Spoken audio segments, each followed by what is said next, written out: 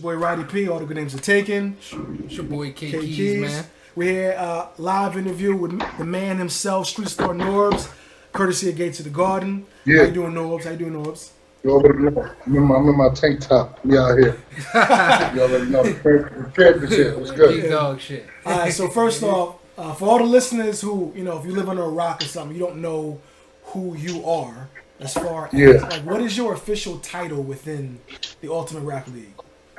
Well, basically, I'm a partner. So it's me, Smack, Beasley, Chico. When I was brought in as a partner. My main focus was always evaluating talent and bringing the best people into the organization. When we started, basically, you know, Bees and Smack really, they weren't really in tune with what was going on in battle rap. You know what I'm saying? So that's the reason I was brought in. They felt like I had my thumb on the pulse of battle rap, because I was always around. I was frequently going to events, watching different talent, and ever since I was a kid, I was able to evaluate and see different things, like who's going to be a star or not. So I'm a partner, you know what I'm saying? Smack is the big homie, you know what I mean? So he brought me in as a partner, and to this day, that's what it remains. And, you know, I slowed up the last few months because, you know, I had a baby and shit, but, you know, I'm back at it.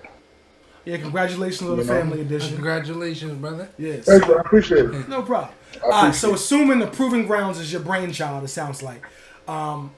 Question: how often does a new class develop, and what do you look for, like when filling roster positions? Like, example, how a basketball team has 5 positions. When you're building a class, does it consist of like X amount of punchers, schemers, etc.? I try to keep the focus on 5 stars, or 5 people I think can be a star.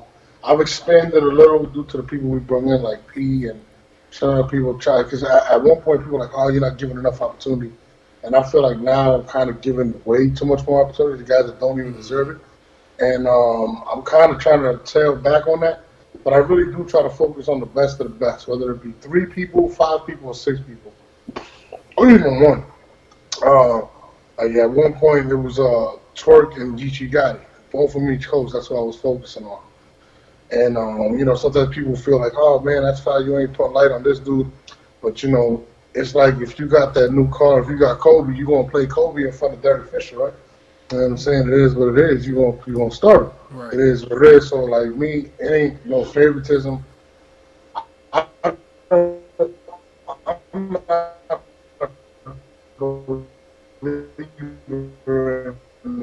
like, because somebody's there first, they should be shining more than the guy that's coming in.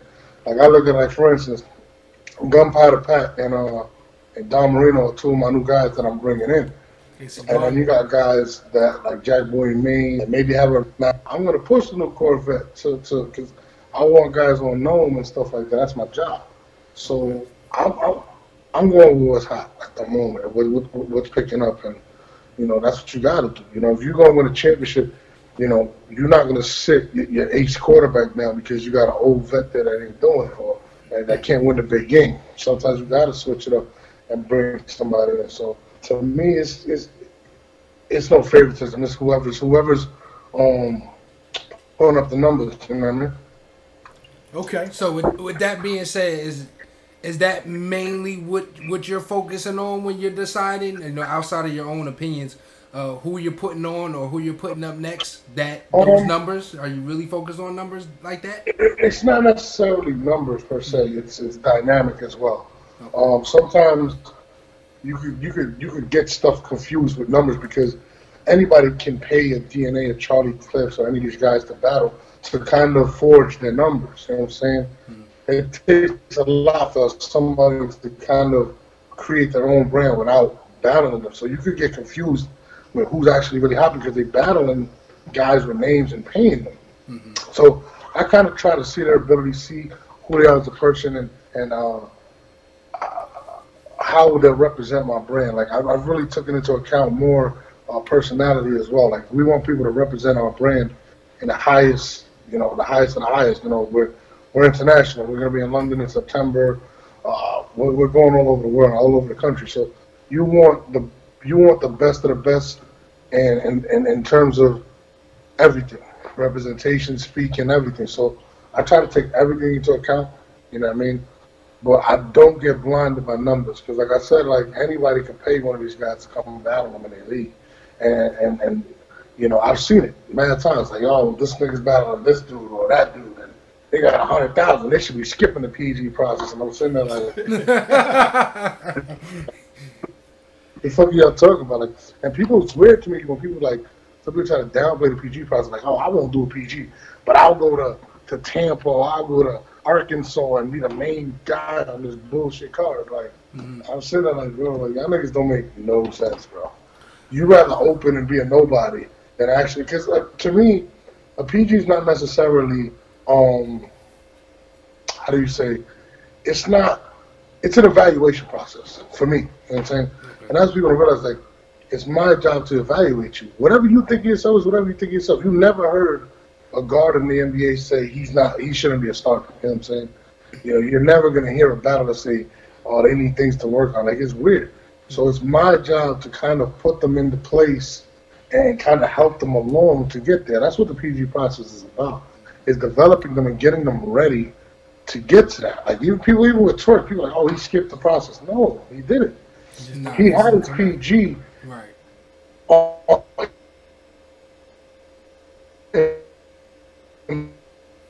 Pardon the quality, everybody.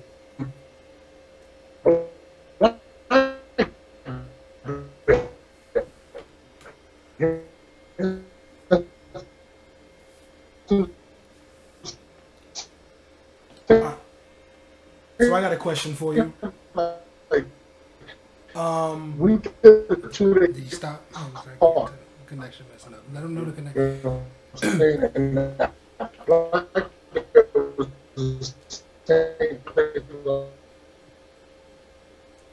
Just so you know, Norbes, the connection is I would say you chopping up on our end, Norbes. Yeah, the connection's acting real crazy. You missed a lot of what you just said.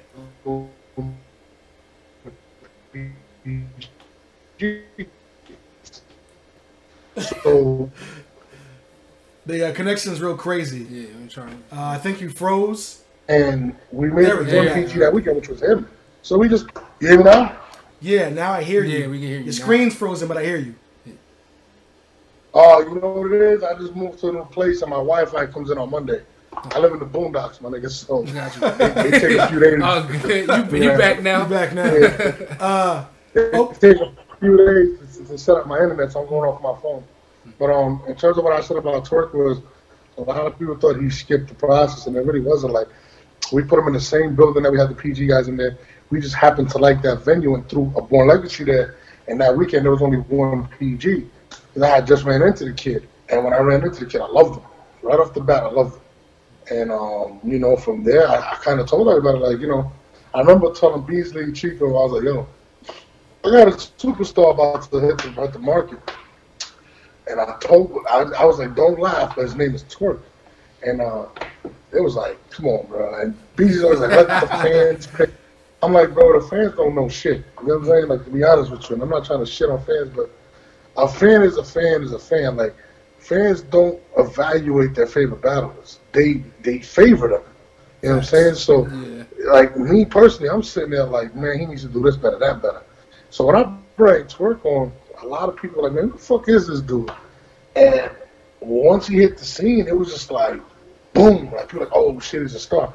But people didn't realize he still had a lot to learn. So he kind of had to grow a lot quicker than most. So when people seen him, oh, he choked over here, he's not ready. He only had like a year of, not even a year of battle. This is actually his first complete year of battle rapping in New York. That's crazy for what he's accomplished in a year. It's insane. Yeah, absolutely. He's headlining everything. That's next level Shout out to shit. the Trent. His entire first year was literally his PG year because we do it by the years. You know what I'm saying? And that whole year was literally him battling A-Verb and all that shit. It was his PG year. That's a crazy rookie year. Which is crazy. Crazy ass rookie year for sure. All right, so speaking of the PG process, what is the PG process? And specifically, because a question always gets asked that no one really knows the answer to, what the fuck is a one-off? Oh, so I created this shit a long time ago. Basically, what it was is sometimes you want to get certain guys hot, and there's not enough cards, or some guys are leftover cards. So what I'll do is I'll take certain dudes, like I took Cortez or Cicero, made it into a one-off on a PG card, because it's not a PG, so it's a one-off. It's just a regular battle. We're going to do it, boom, because it's not a PG battle. But what ended up happening was when I took my little hiatus, a lot of people were getting on these cards, and I don't know how they manipulated the situation, and they felt like they had done a PG, and we use them for these cards, and like, nah, I want to do one-off, and I'm sitting there like, nigga, you didn't even make the roster, like, to be honest with you. Right. And like, nigga, like, people look at it as an insult, and I sit there like, nah, bro, like, if you get picked up, it's an honor, like, but that's really what a one-off is. A one-off was basically like Chilla Jones and JC was a one-off on a PG card. Makes sense. You know what I'm saying? Because JC was already established and he was already under contract. You know what I'm saying? JC was already out. Like, the PG is literally his rookie year, and then it goes on to the regular contract. That's literally what it is. You know what I'm saying? So one-offs usually be like just shit that I like, a matchup that I want to do in a smaller setting and stuff like that, or if I feel like someone needs a little more work, or maybe this battle may get him to the next bigger battle because he needs something more classic. And that's really what I want to fix. We did it with the Saga and Prep to kind of bring up more of the buzz for Prep, for the Saga and the Prep, because they were about to do they were about to do rookies versus vets. So that's what a one-off is. Like, I was supposed to do a one-off with Big Cannon and Trez on this PG card. It's not an insult. It's just separating them. People know, like, no, these guys are on the roster. You know what I'm saying? And these other guys are trying out, so that's really what a one-off is. Like, and we started this shit with Rich Dollars. We started with Rich Dollars, and when he battled Young Hill, there was only 2 battles. It wasn't a full card in a big venue. It was just something small, and we just named it a one-off. That's how it came up. Question for you, what is the most common way that new upcoming battlers get on your radar? Is it you guys checking the tube, word of mouth? Like, what do you see? Cosigns? It's a combination. Cosigns? It's a combination. I'll be honest with you. I like seeing dudes live. I really don't like watching too much footage because it's like you get the gas, and a lot of times the videos it's not shot well, and you hear fucking every third word somebody's saying because they're hyping everything up. So I kind of like to be there live because I like to evaluate everybody. I like to see their body language. I like to look in their eyes. I like to see how they're controlling the crowd, because when you watch a battle, you're watching the two niggas going at it. You don't actually see how they're controlling the crowd. You know what I'm saying? Mm-hmm. So I like to be there, actually see everything. For me personally, I like to be in the building so I can evaluate everything. So that's what I prefer. I like to be there to see it. But I've done footage to come to their battles. Huh? Can somebody pay you? Can somebody pay you to come to their battles? Yeah, I mean, shit, I do hostings all the time. Like, if somebody wants me to check them out, yeah, I'm gonna take that chicken. I got a family to feed. Like, I hear that. Like, I never understood why niggas be like, I seen people at bars like, oh, just pay him and he'll come. Yeah, just like if I pay you, nigga, you gonna come. Like, why wouldn't I take the money? I never understood that shit. Like, why wouldn't you want to get paid for what you do? If you're great at something, you should be paid to do it, right? I agree. I never understood. Like, I see people do that shit all the time, and the crazy shit is they do that because they want to be in that position that you're in. You know what I'm saying? They want to get that chicken. So it's just a lot of jealousy. But yeah, like, you pay me, shit, I'm gonna come up. But you can't buy my opinion, nigga. I'm gonna tell you what it really is. Like, I have this conversation with Beasley all the time. Like, oh man, you take money and it looks like, no, Beasley, they're paying me for my service to come up and check them. And I tell them way beforehand, nigga, like, if you're not fire, I'm gonna tell you. I don't give a fuck how much money you give me. You can't buy my integrity. Like, it is what it is, bro. Like hell yeah, you can. Shit, nigga, you want me to come to your birthday party? Shit, I'll come. All right. So we constantly hear, the mantra being said is that only the URL matters. So therefore, you acknowledge that there is a hierarchy that exists. So is there a hierarchy within smaller leagues? Do you care what happens in the D-League? I don't give a fuck what happens in the D-League. I care when them niggas hit the NBA. I don't give a shit what they do in the D-League. I don't give a fuck that Oscar Schmidt was averaging 40 points a game in Europe. I don't give a fuck. That shit don't matter, bro. All right, but Pete, you get your class from the D League. So the question is like, are there certain D leagues that you look at and respect as a no? Like, so let me give you the difference. When I say D leagues, those are fake smack leagues. I got that. When I go to colleges, when I say like the majority of the people that have leagues want their talent on the URL. So I look at those guys like colleges. Okay. But yeah, if you watch the NFL, the NBA, you're gonna grab people from the D League, straight out of college. You know, you might see somebody out of high school. You're like, so there's different upbringings to where you're gonna get these guys at. But there's only one NBA, there's only one NFL, there's only one URL. Like just because Stephon Marbury went to play in China, nobody cared about that shit. Nigga, you think I give a fuck about him playing in China? He got a statue in China. He got statues and everything, but nobody cares. Yeah, bro, if it ain't happened here, nobody cares. Right. Simple. Like, that's why when people talk about this competition, I'm like, what competition? NBA ain't competing against a CFI, the CBA, nigga. Like, that's how it works. So with that being said, does it work in reverse, though? For example, somebody that gets a shot in the PG, they do their thing on y'all card, and then they go to one of the D leagues and end up getting smoked. Does that affect their stock with you? I've never seen that happen with anybody that I signed, to be honest with you. Okay. I've never seen it. It probably has happened, but not when I work with somebody. I usually lock them in. If I really believe in them, I don't let them go, bro. Like I'm not trying to let them go, but a lot of times what happens is these kids get greedy, and they like fuck it. Like that's what I say. Like people, you're not gonna get 100% of an MC when they battle any of these league deals. You're not. When on the URL, because URL, you take a loss, shit is detrimental. You could take a loss in all these bullshit leagues. Nobody give a fuck. You know what I'm saying? Who cares? All right, you lost. Who cares? It's over here. Take a loss in the URL. See how you won't lose sleep. I've heard MCs tell me they've lost sleep because they were scared to lose on that big stage in the URL. I ain't never heard that shit anywhere else. Yeah, I took a loss. I went to fucking Memphis. I went to this bullshit league in New York. Who cares? Definitely a good answer. Like, who the fuck cares? It's facts. And the fans get upset because they want you should be. Yeah, like as fans, you want them to be 100% all the time because but they not going to be. Because LeBron's going to drop 60 whether he's playing the Lakers or he's in the finals. Like, so we assume that. But see, you're still talking NBA versus NBA. But if you see that nigga at Rucker Park, he ain't gonna go 100%. Right. He's not gonna go 100%. I'm not gonna twist my ankle. Not getting hurt for nothing. Yeah. You know what I'm saying? Right. That's why they'll battle any bullshit nigga in the league, in any league, because they don't care. Bro, I had a conversation with Big T.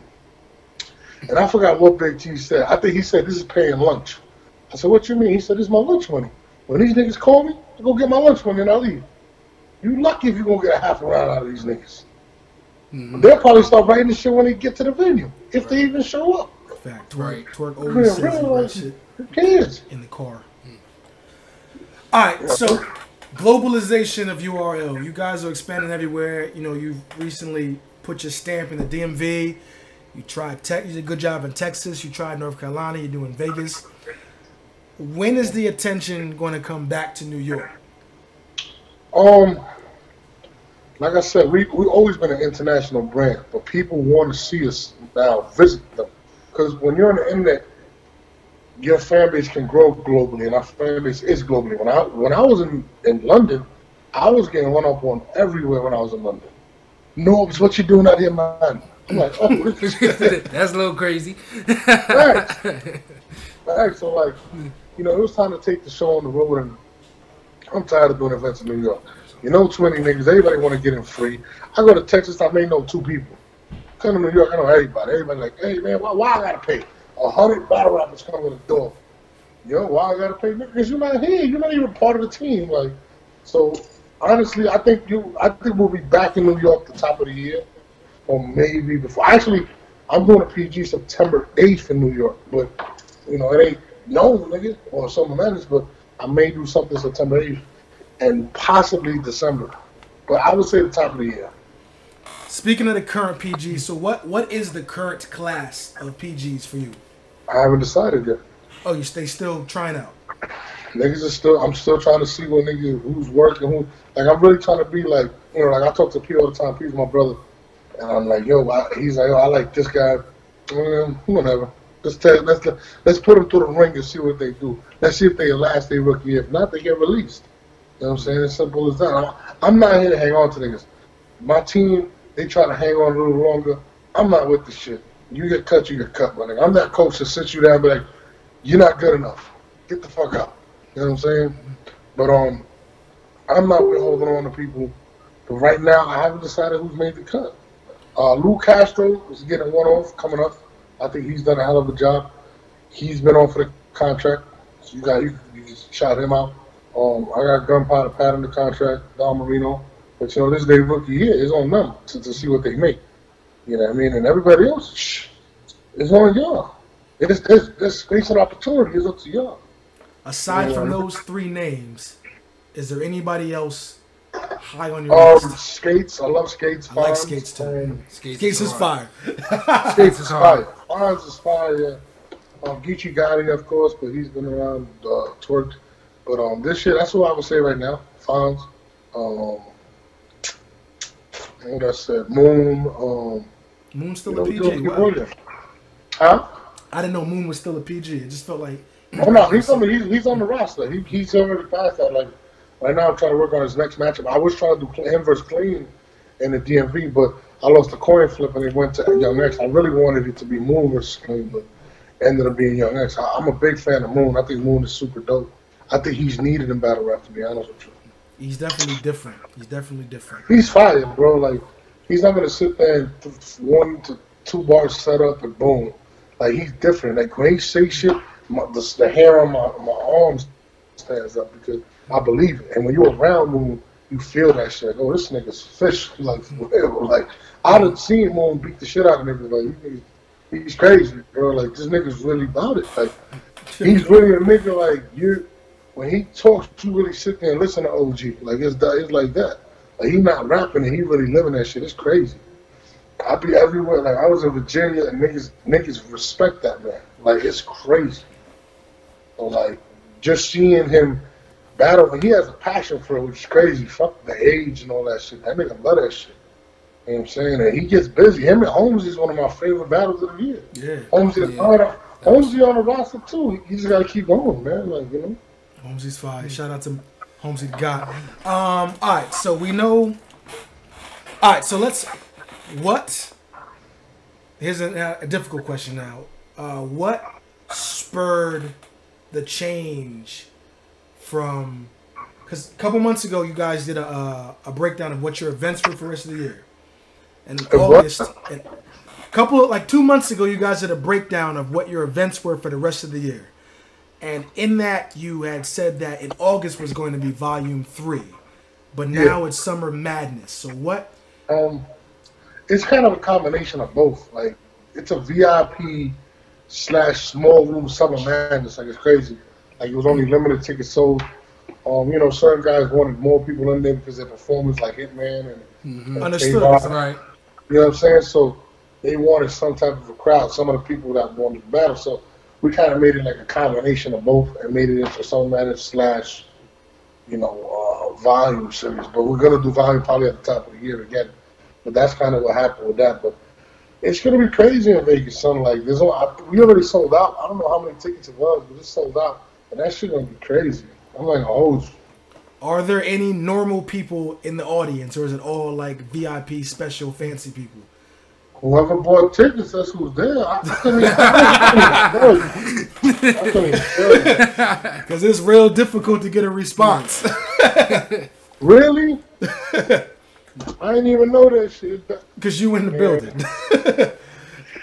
You sent the email, you didn't get a response? I know people who, I didn't even try, but I know mad people who did try and made blogs about it. But that's aside from that. They hit me up, man. I got you. Too late now. I know, right? All right, so I got one for you, Norb.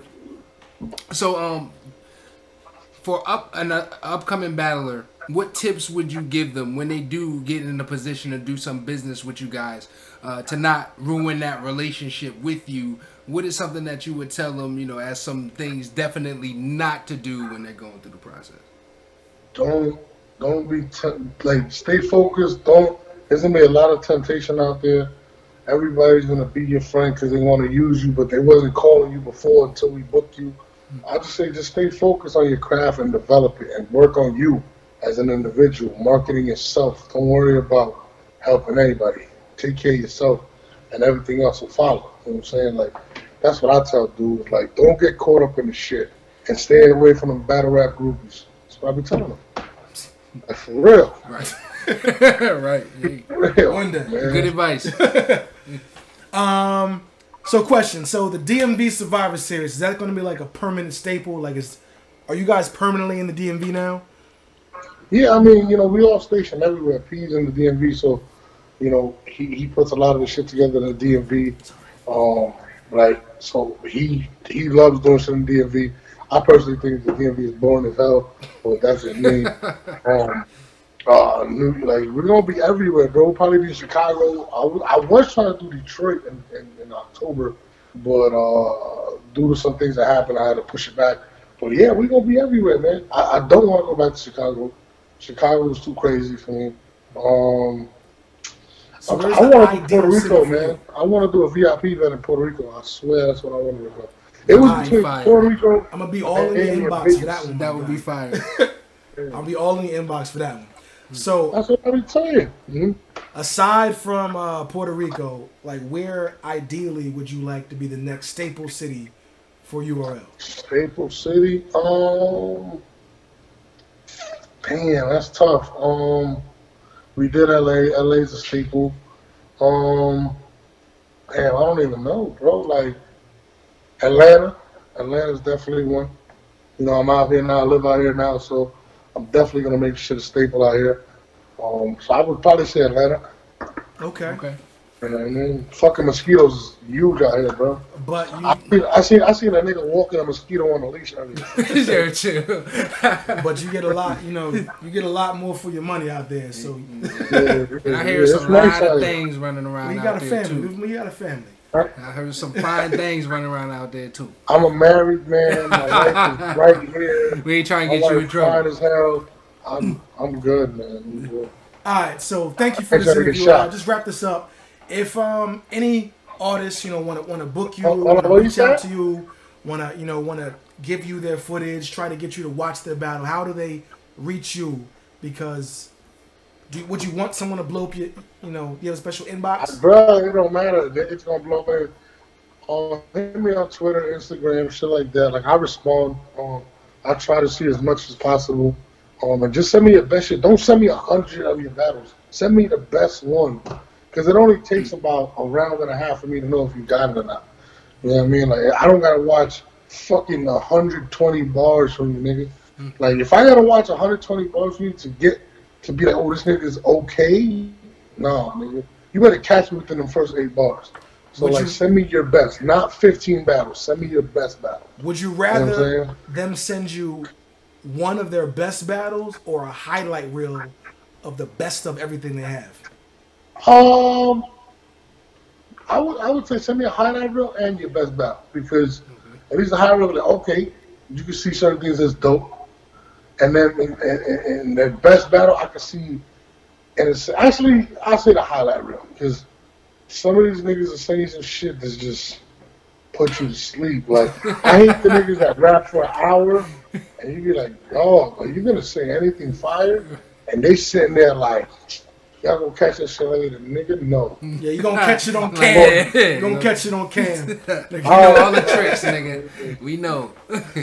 Y'all gonna catch this shit on cam? No, nigga, we caught it. It's just trash. She was doo-doo, man. Yeah, I mean, just even if you don't got a highlight reel, just send me your best battle. Within the first 8 to 12 bars, I'll know if you got it or not. Facts. Yeah, and if you do have a highlight reel, hit us up. All good names. We'll edit that shit for you for a small nominal fee. Anyway. Free, nigga. We got to get that chicken. For sure. But thank you very much for your time. It was a pleasure speaking to you. We appreciate you, Norbes, man. Busy day. Thanks for the insight, man. I appreciate you, brothers. Real talk. Thank you, man. Thank you. Yeah, easy, bro. Signing out. It's your boy Roddy P. It's your boy K Keys, man. All the good names are taken. We got Street Star Norbes here. Signing out. Gates of the Garden. Easy. My man. See you.